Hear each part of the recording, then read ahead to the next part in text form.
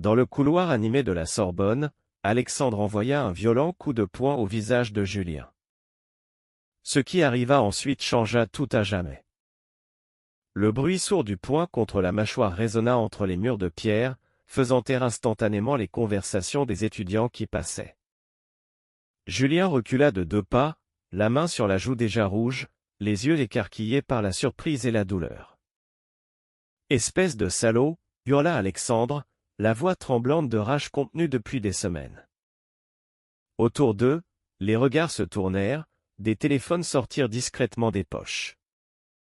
Julien ne riposta pas tout de suite, il se contenta de fixer son camarade de promotion, celui avec qui il partageait des nuits blanches à réviser, des cafés sur les quais de Seine et des silences qui en disaient trop long. Alexandre haletait, les poings encore serrés. Tout avait commencé 3 mois plus tôt, lors de cette fête étudiante où Julien avait ri un peu trop fort avec un certain Marc, un type de littérature comparée. Alexandre avait vu dans ce rire une trahison, une confirmation que son propre cœur, ce secret qu'il portait comme une pierre au fond de la poitrine, n'était qu'une illusion. Il avait cru que Julien partageait ce trouble, ces regards qui s'attardaient un peu trop lors des cours de philosophie. Mais non, apparemment, tout n'était que jeu pour lui. La jalousie avait fermenté, nourrie par les messages jamais envoyés, les aveux jamais prononcés. Et maintenant, au milieu de ce couloir bondé, la vérité éclatait sous forme de violence brute.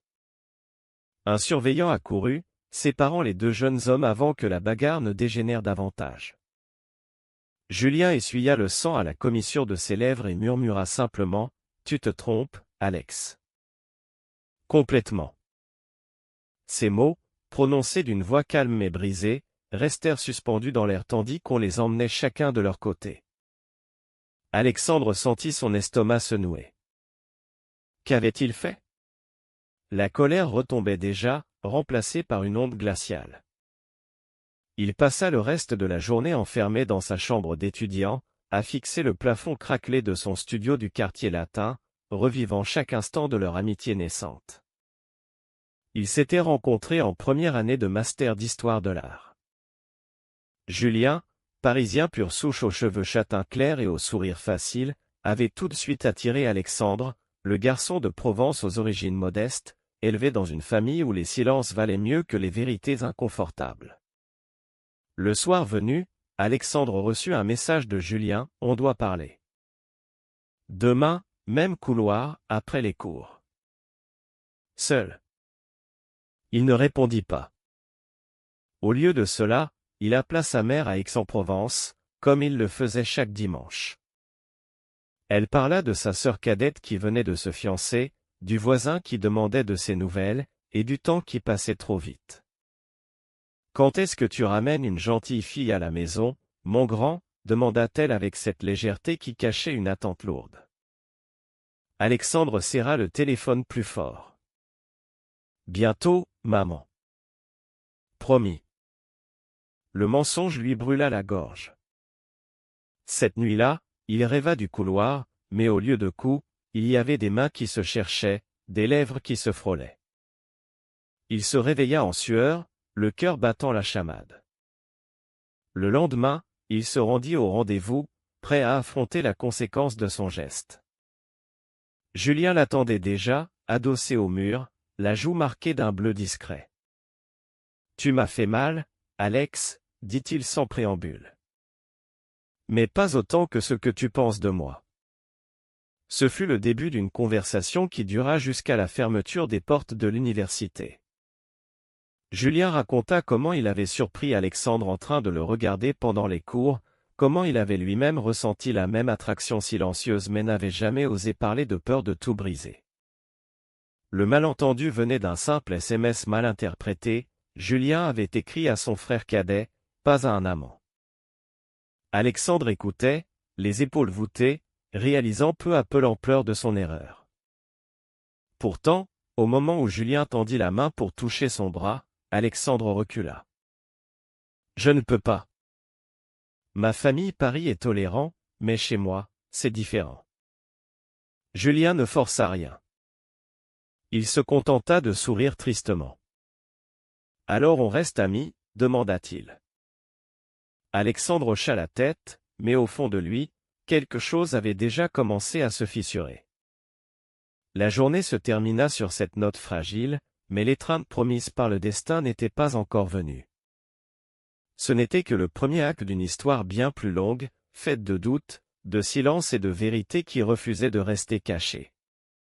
Les jours suivants furent un tourbillon de coups ratés et de regards fuyants dans les amphithéâtres.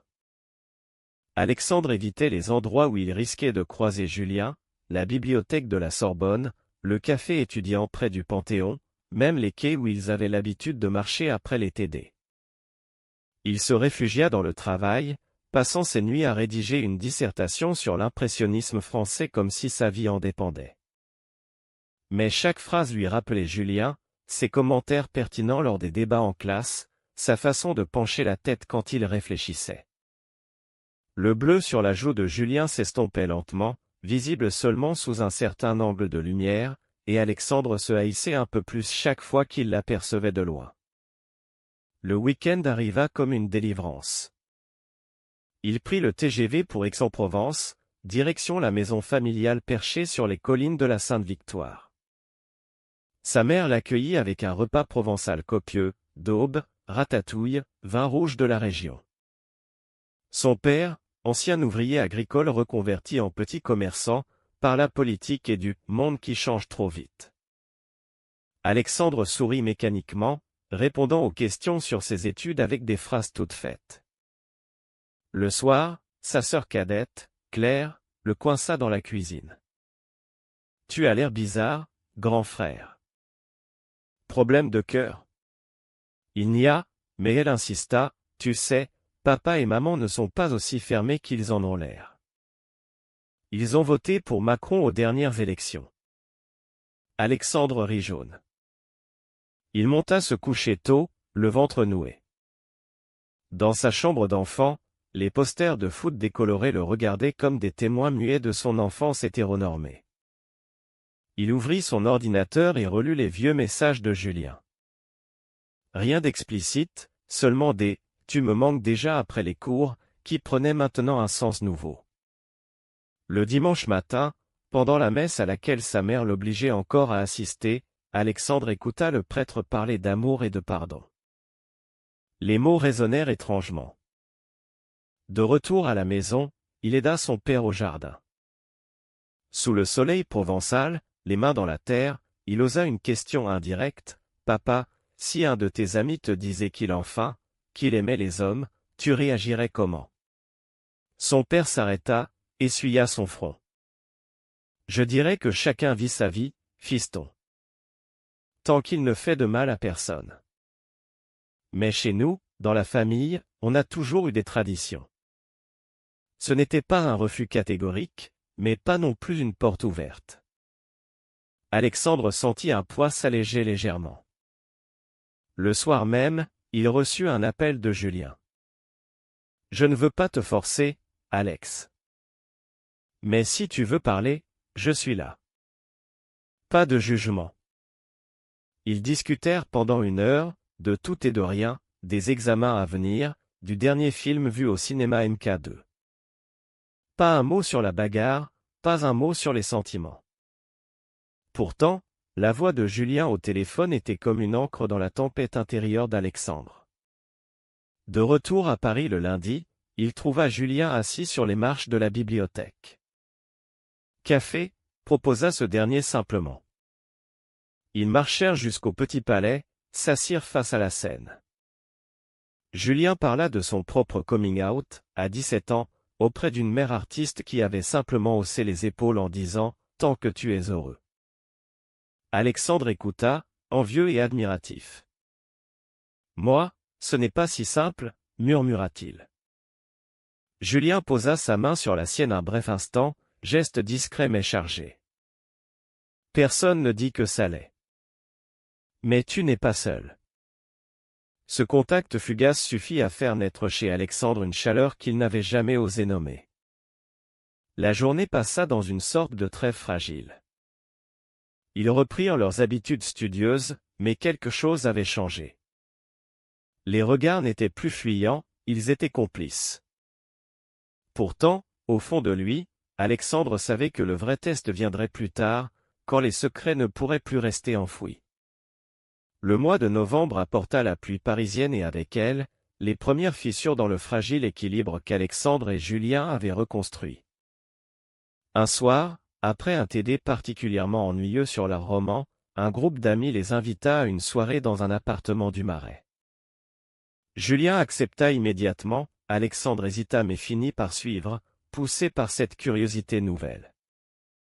L'appartement était bondé de jeunes gens bruyants, musique électro en fond, verre de vin rouge à la main. Julien semblait dans son élément, saluant tout le monde avec cette aisance naturelle qui fascinait tant Alexandre. À un moment, un ami commun, Émilie, prit Alexandre à part. « Tu sais, Julien parle souvent de toi.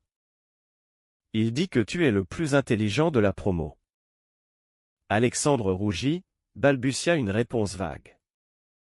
Mais quand il vit Julien discuter de près avec un garçon aux cheveux longs, un certain Thomas, la vieille jalousie remonta comme une vague. Il sortit prendre l'air sur le balcon, le cœur battant. Julien le rejoignit quelques minutes plus tard. « Qu'est-ce qui ne va pas ?» demanda-t-il doucement. Alexandre explosa, « Je croyais qu'on avait dépassé ça. Tu flirtes avec tout le monde comme si de rien n'était. » Julien resta calme, mais ses yeux trahissaient la blessure. « Thomas est mon cousin, Alex. Il est venu de Lyon pour le week-end. Et même si ce n'était pas le cas, je ne suis pas en train de te tromper. On n'est même pas ensemble. » Le mot « ensemble » resta suspendu entre eux, lourd de possibilités. Alexandre se sentit ridicule une fois de plus. Ils rentrèrent ensemble sous la pluie, partageant un parapluie trop petit. Devant la porte de la résidence universitaire, Julien murmura, « Je t'attends, tu sais. Le temps qu'il faudra. » Alexandre ne répondit pas, mais cette nuit-là, il ne dormit pas. Il repensa à sa famille, à la photo de mariage de ses parents accrochée au mur de la maison provençale, à l'oncle qui avait coupé les ponts avec un cousin, différent. La peur était là, tenace. Le lendemain, pendant une pause déjeuner à la cafétéria, Émilie les rejoignit. Elle était la seule à soupçonner quelque chose.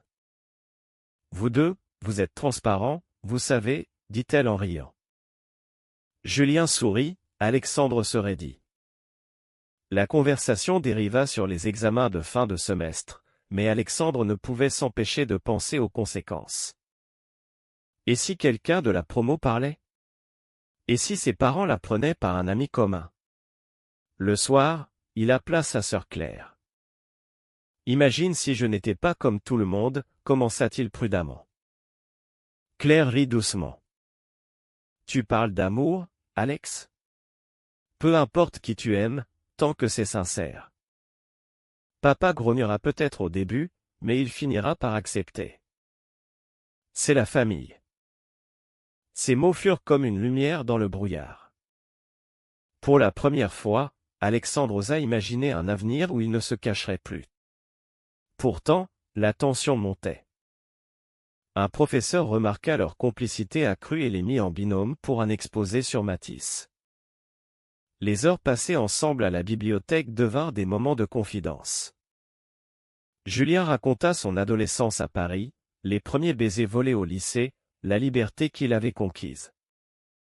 Alexandre écoutait, fasciné, et pour la première fois partagea un fragment de son histoire, le garçon du village voisin dont il avait été amoureux à 15 ans, sans jamais oser le dire. La connexion grandissait, mais avec elle grandissait aussi la peur du jugement extérieur. Un soir, alors qu'ils quittaient la bibliothèque, un groupe d'étudiants les siffla en riant. « Les tourtereaux !» cria l'un d'eux. Alexandre se figea. Julien lui prit la main ouvertement pour la première fois.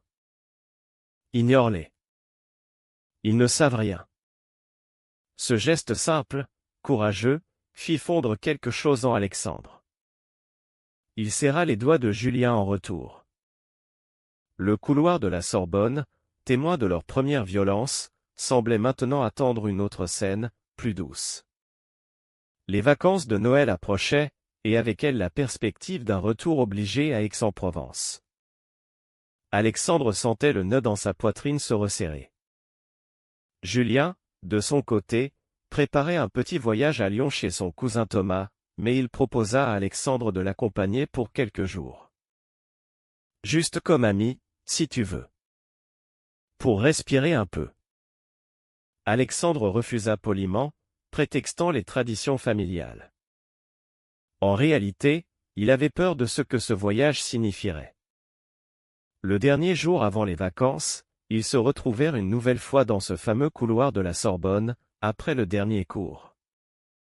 Julien semblait plus sérieux que d'habitude.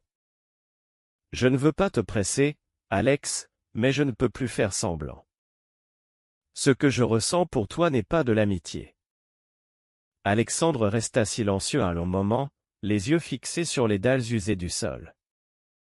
Puis, dans un souffle, « Moi non plus. Mais j'ai peur. » Ce fut tout. Pas de baiser, pas d'étreinte encore.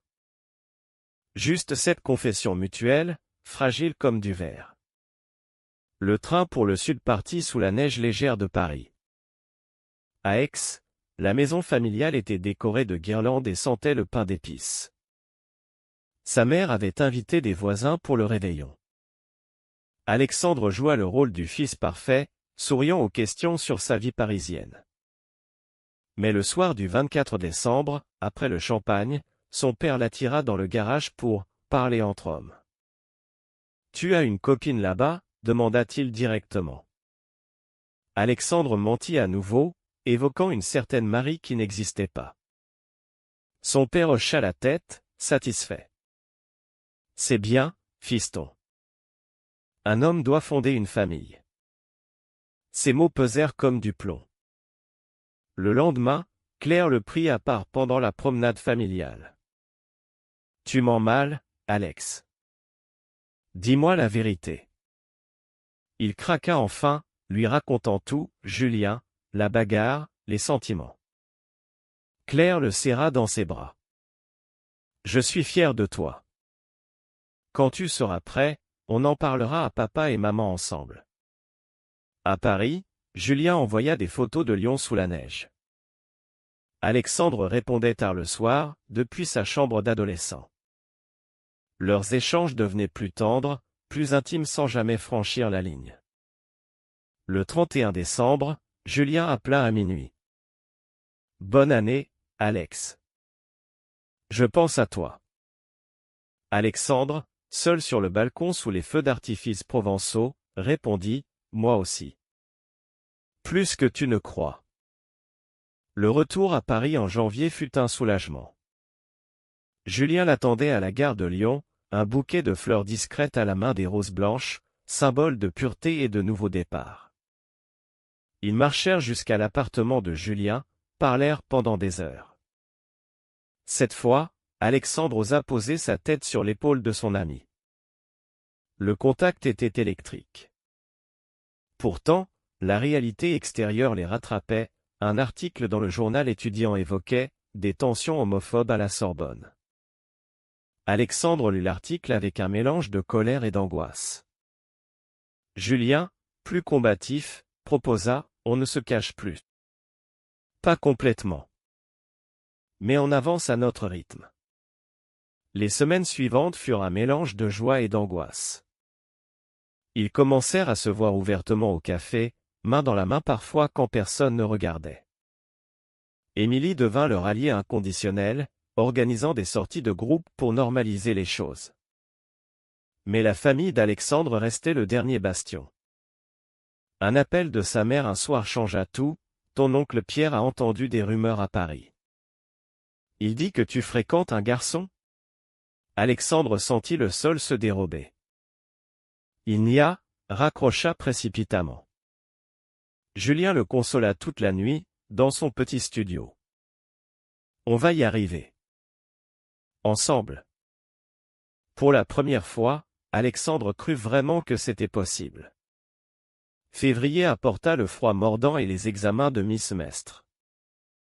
Alexandre et Julien passaient maintenant la plupart de leurs soirées ensemble, révisant côte à côte, partageant des repas simples. La tendresse grandissait, une main sur la nuque pendant la lecture, un baiser volé avant de partir en cours. Pourtant, la pression familiale pesait lourd. Après l'appel de sa mère, Alexandre reçut un message de son père, « Viens à la maison ce week-end. On doit parler. » Le trajet en TGV fut un calvaire intérieur. À Aix, l'ambiance était lourde. Ses parents l'attendaient au salon, visage fermé. Son père parla le premier, « On ne juge pas, fils. Mais on veut comprendre. Est-ce que c'est sérieux ?» Alexandre, pour la première fois, ne mentit pas.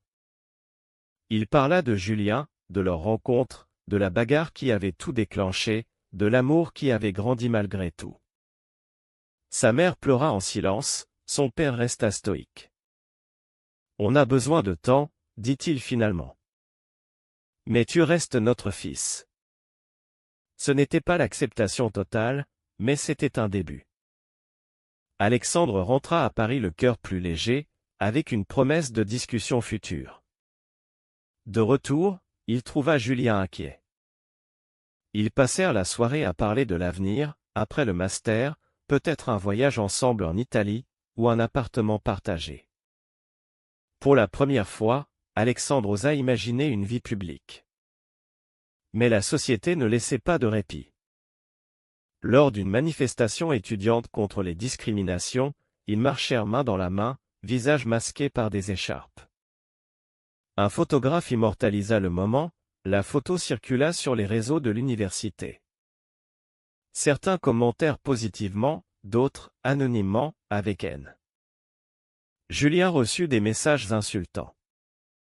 Alexandre, protecteur, voulut répondre, mais Julien l'arrêta, « Ils ne nous définissent pas. » Nous, si.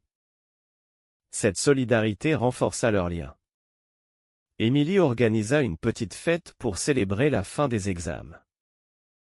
Dans l'appartement du Marais, entourés d'amis bienveillants, Alexandre et Julien dansèrent pour la première fois ensemble. Le rythme lent de la musique les enveloppa. À la fin de la soirée, dans le couloir menant à la sortie encore un couloir, Julien s'arrêta. « Tu te souviens de notre première bagarre ici ?» murmura-t-il. Alexandre sourit. Comment l'oublier? Ils se regardèrent longuement. Puis, sans un mot de plus, Julien attira Alexandre contre lui. Ce fut leur première vraie étreinte publique, douce, pleine de tout ce qu'ils avaient traversé, les malentendus, les peurs, les silences brisés. Les amis applaudirent discrètement. Alexandre sentit les larmes monter. Pour la première fois, il se sentait entier.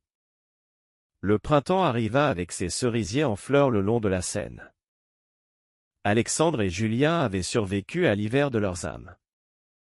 La famille d'Alexandre avait évolué, sa mère avait envoyé un message timide demandant une photo de Julien, et son père avait accepté de le rencontrer lors d'un futur voyage à Paris. Claire, fidèle alliée, avait joué le rôle de médiatrice. À la Sorbonne, leur couple était désormais connu et accepté par la plupart. Ils préparaient ensemble leur mémoire de fin d'études, un travail croisé sur l'art et l'identité au XXe siècle.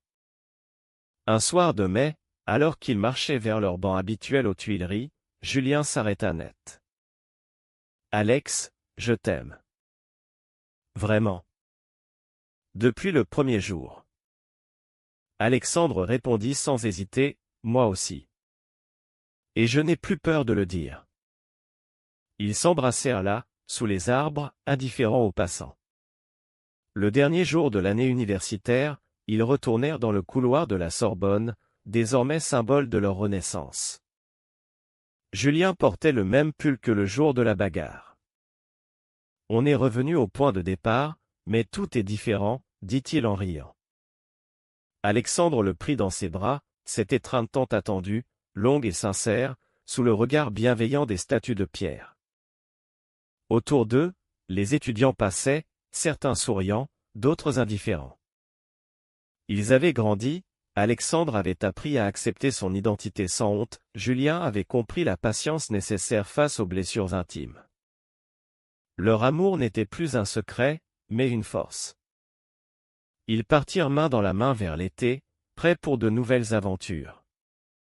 L'amour entre deux hommes peut-il vraiment surmonter tous les obstacles de la société et de la famille? Vrai ou faux?